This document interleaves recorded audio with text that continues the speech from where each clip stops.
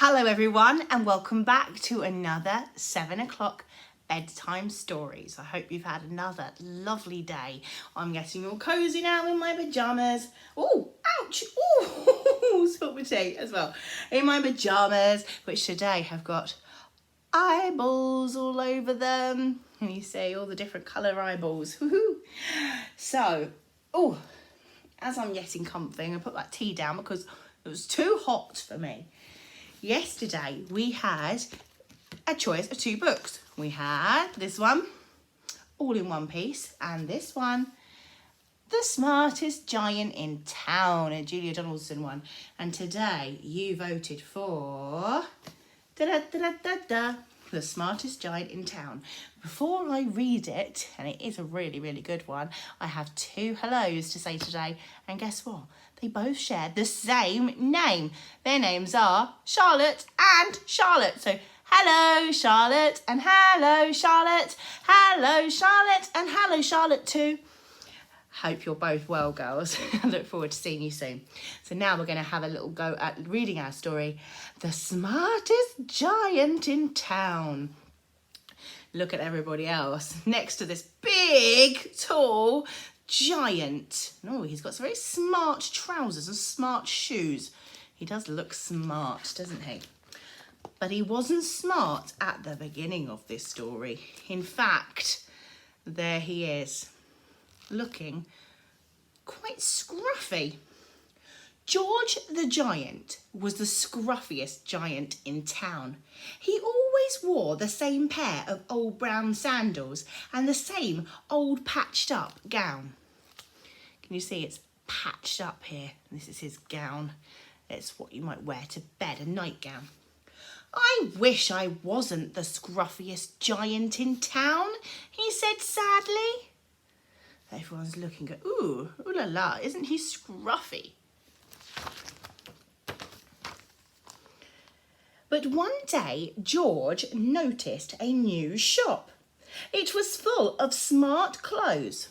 So he bought a smart shirt, a smart pair of trousers, a smart belt, a smart stripy tie, some smart socks with diamonds up the sides, and a pair of smart shiny shoes. Now I'm the smartest giant in town, he said proudly. What does it mean to be proud? George left his old clothes behind in the shop. He was about to go home when he heard a sound. On the pavement stood a giraffe who was sniffing sadly, like that. What's the matter? Asked George. It's my neck, said the giraffe. It's so very long and so very cold. I wish I had a long scarf, he said. Look closely at the giant. What's he doing? He's got an idea in his head. What do you think it might be? He's very kind. Look at the giraffe's neck. Can you spot what George did? Cheer up, said George, and he took off his stripy tie. It didn't match my socks anyway, he said, as he wound it round and around the giraffe's neck. It made a wonderful scarf. Thank you, said the giraffe. As George strode towards home, he sang himself a song. My tie is a scarf for a cold giraffe, but look me up and down, I'm the smartest giant in town. He is feeling very proud because he's so smart. George came to a river. On a boat stood a goat who was bleating loudly. Can I have a go at doing a bleating loud goat noise? Let's have a go. No, not a bit like that. "What's the matter?" asked George. "It's my sail," said the goat. "It blew in a storm. I wish I had a strong new sail for my boat," he said. "Cheer up," said George, and he took off his new white shirt. "It kept coming untucked anyway," he said, and he tried the mast. No, he tied he tied it to the mast of the goat's boat. There it is. Do you think that makes a good sail? It looks quite good, doesn't it? It made a magnificent sail. "Thank you," said the goat. George strode and he was singing to himself. "My tie is a scarf for a cold giraffe. My shirt's on a boat as a sail for a goat. Look me up and down. I am the smartest giant in town." Do you think he is the smartest giant in town now? He's still feeling very proud, I would say. Then George came to a tiny ruined house. Beside the house stood a white mouse with lots of baby mice. They were all squeaking. "What's the matter?" asked George.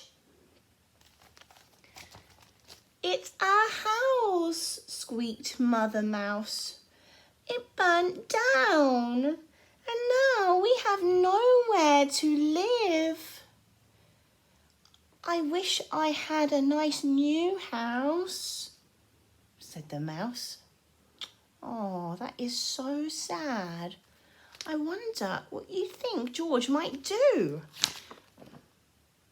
Oh, this is a good part. He's given away his shoe. What a kind giant. "Cheer up," said George, and he took off his shiny shoes. "It was giving me blisters anyway," he said.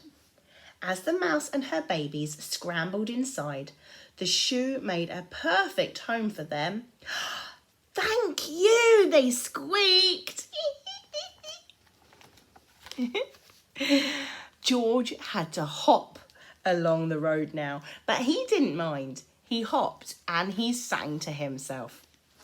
"My tie is a scarf for a cold giraffe. My shirt's on a boat as a sail for a goat. My shoe is a house for a little white mouse.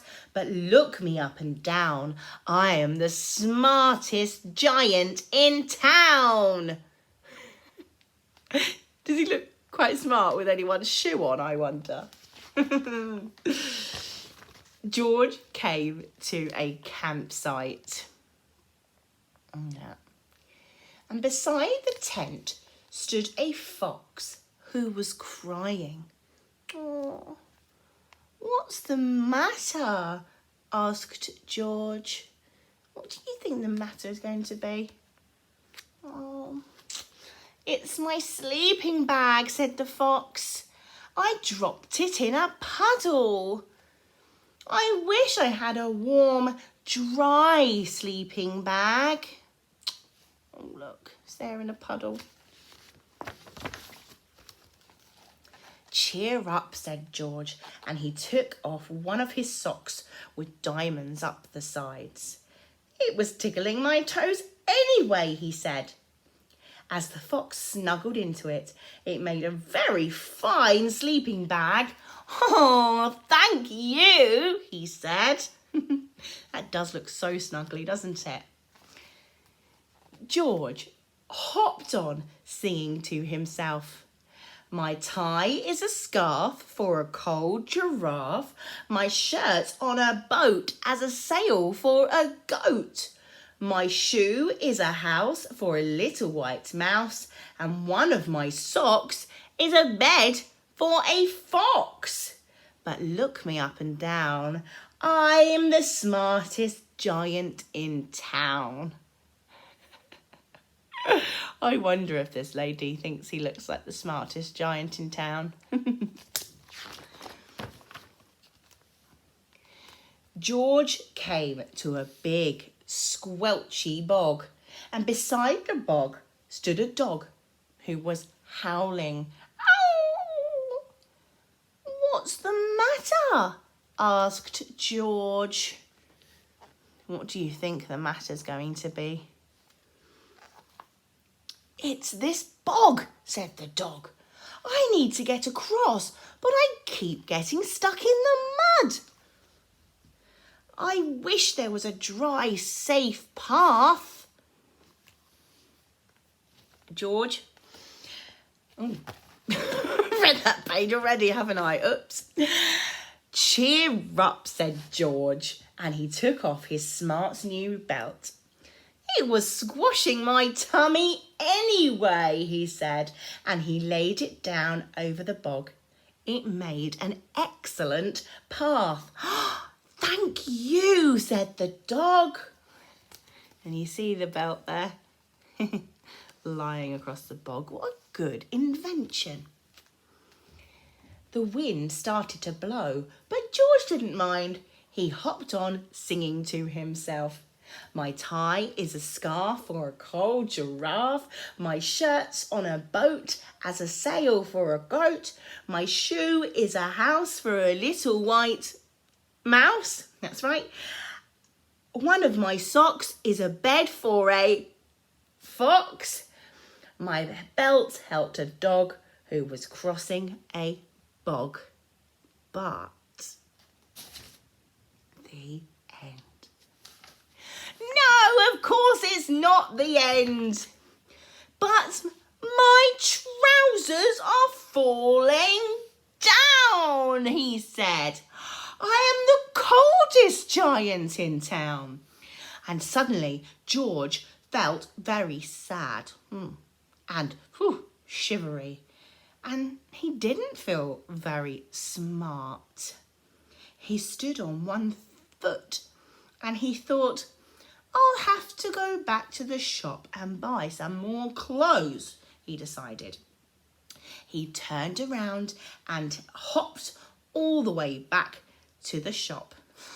I wonder why he had to hop there and not walk there. What do you think?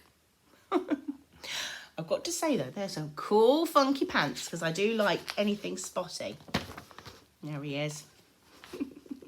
Sitting outside the shop in his pants. But when he got there, it was closed. Oh no, cried George. He sank down onto the doorstep and a tear ran down to his nose. He felt as sad as all the animals that he had met on his way. Then, out in the corner of his eye, he saw a bag with something familiar poking out of the top. George took a closer look. What do you think it could be in there? My gown, he yells. My dear old gown and my sandals. George put them on. He felt wonderfully comfortable. That's a lovely feeling. I am the cosiest giant in town, he cried, and he danced all the way back home down along the road. And outside his front door, all the animals let me start that again. Outside his front door stood all the animals that he had helped. They were carrying an enormous present. What do you think the present was? Come on, George, they said. Open it. George untied the ribbon and inside was a beautiful gold paper crown and a card. Look inside the card, George, said the animals. George put the crown on his head and he opened the card. Oh, I love this card. All those lovely drawings. Your tie is a scarf for a cold giraffe. Your shirt is a boat as a sail for a goat. Your shoe is a house for a little white mouse. One of your socks is a bed for a fox. Your belt helped a dog who was crossing a bog. So here is a very fine crown to go with your sandals and your gown to the kindest giant in town. The end. That was such a lovely story. He really, really was the kindest giant. And he helped everybody else out in his town. What a lovely, kind giant. So, thank you for that. Tomorrow night's story, sorry. Ooh, there they are to choose from. Alan's big scary teeth. We've already had a story about crocodiles, but it's not this one. This is a different story. And this one is our next choice.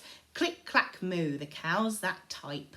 So they're your two choices, and I will put it up onto Twitter, and you can go and vote for one of those soon. That was a really long video tonight. I hope you managed to watch all the way to the end. And there's one more person I forgot to say hello to, and that person was Vicky. Sorry, Vicky, I missed you out. Hopefully you all have a lovely evening. I'll see you again tomorrow.